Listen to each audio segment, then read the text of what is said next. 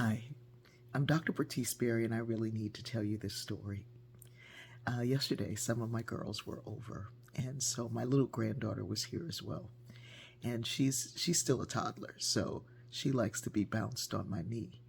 And so I was bouncing her, and even though my knees are not really for bouncing at all, my legs are not capable of doing what they did years ago when my kids were little. So I'd switch her from one leg to the next and bounce her. And while I did that, my niece daughter was going jiggly jiggly jiggly jiggly jiggly. Now I couldn't do the jiggly jiggly and bounce. It was like it's one or the other. And she's looking at me for the jiggly. I was like, look over there for the jiggly, and I'll do it over here. And so we're doing that, and from one to the other, one to the other, one to the other. And I got a little tired, so I gave her to my daughter, and my daughter tried to do it for a minute, and she looked at her and came back to me. It was like, you got the good jigglies. so so I'm just bouncing her. And then, my niece daughter rocked her to sleep. The daughter, she rocked her to sleep. And then we began to talk about some serious things. And there are some serious, difficult things going on right now. So we began to talk about those things.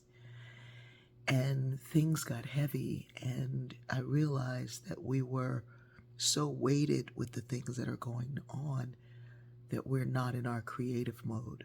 And in our creative mode, we're so much better. So we then began to design and create. And we began to talk about the things that we could create and that we are creating and the things we're working on.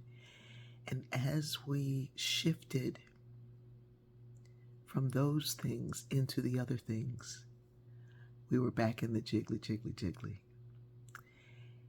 And the idea of creating and designing and implementing was so rich and so marvelous that it lifted so much. Now, it wasn't that the other things were not still there and were not still true, but we were seeing through the eyes of possibility.